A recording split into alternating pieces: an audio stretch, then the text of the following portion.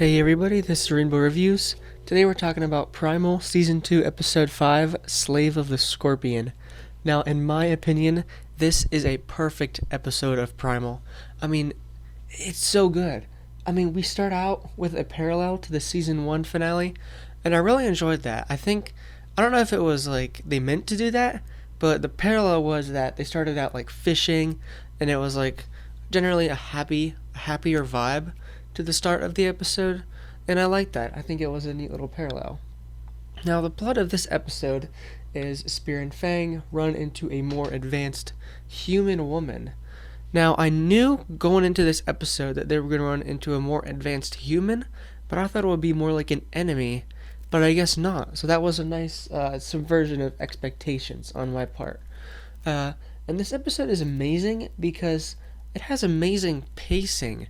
Like the first part of the episode, it goes pretty slow, and then it speeds up a bit, and then it speeds up just a bit more. And that is just perfect fluid pacing in my mind. And then they just go out fishing, and they find the human, then they chase her around for a little bit, and then the episode slows down a little bit more, and they just camp there for the night, right where they caught her so she doesn't get away. And that was a nice touch to this episode. I really didn't expect the pacing to shine through so much, but it really, really did. And, but you know what? Spoiler alert for this episode, but I really thought we'd have a new party member by the end of this episode. I was really hoping for it, making all these plans to, include it in this video, but sadly, Mira, we do not have her in our party by the end of the episode. She gets taken away by the cult she once belonged to. And that's kind of sad, I was really hoping a shake-up of the story with her, her being included in our party from now on. But, that's not to say that she doesn't cause a huge impact on our characters. Because the story of Mira, which is her name, it appears there is a cult of advanced humans across the sea with a scorpion king/queen. Now, this opens up a lot of stuff for Primal. It opens up, like a whole more advanced society, and it opens up a distant future villain. That's really cool, and it pretty much almost guarantees a planned Season 3, and that's why I'm really, really excited, and why that made me really, really happy. And it sounds like a great storyline to continue exploring. Now, Mira wanted to escape this cult, and Spear and Fang helped her do that because they broke her chains, metaphorically but also literally.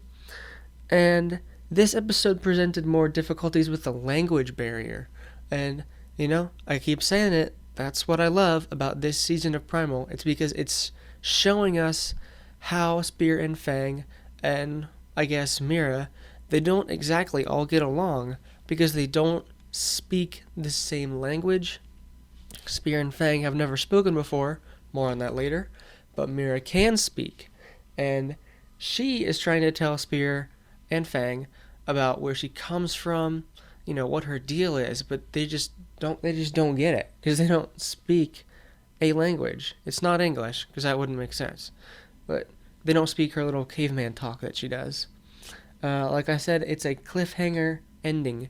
The cult drags her back to the island that they came from, and I think that we have not seen the last of Mira, but there's one final surprise in this episode, and I loved this.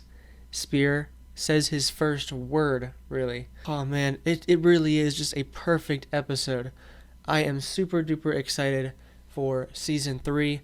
Technically, Season 2, as I understand it, because Primal was ordered in a Season 1, just a one season way, where all of this is Season 1. I understand it.